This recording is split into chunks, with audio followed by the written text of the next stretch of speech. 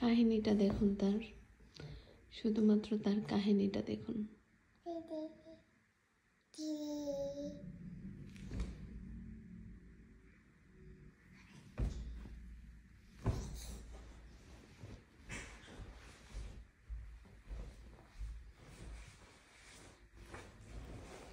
সব কিছু খাট থেকে যে কিভাবে ফালায় সেটাই দেখুন।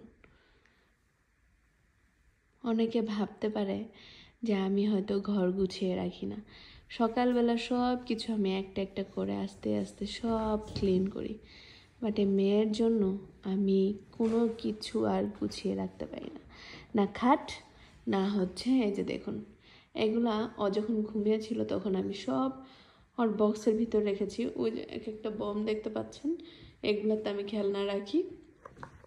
সে সব কিছু এই যে নিচে ফালাই দেয়। দেখুন এই বালিশটা নিয়ে এসেছে, এই বালিশটা তো ফালাইছেই, এখন এই বালিশটাও এই যে ফালিয়েছে।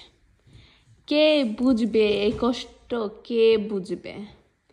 বিছনার চাদরটাকে যা ইচ্ছা তাই করেছে। মানুষ ভাববে যে আমি একটা গোয়াল ঘর তৈরি করে ফেলি নিজে, মানে কোনো কিছু গুছিয়ে রাখি না, এগুলা ভাববে। আসলে কিন্তু তা না, সে নিজে এইগুলাকে সব নষ্ট করে এক এক করে।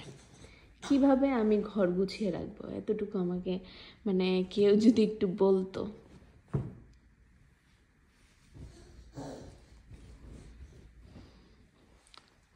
এখন সে তার বালিশটাও নিয়ে আসতেছে, ওইটাকেও ফালাবে।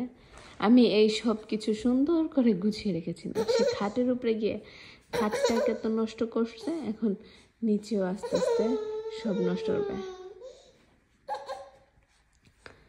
এই যে অলরেডি তো 3টা বালিশ ফালাইছে, দেখছেন না? না জানি সে পড়ে। ওই যে দেখুন দেখুন দেখুন দেখুন, ও এই খাটটাতে লাগুর পায় না, তাই যে বালিশ এনে তার সে নিচে নামলো। মানে কি যে একটা অবস্থা। টাটা দাও, টাটা দাও, টাটা।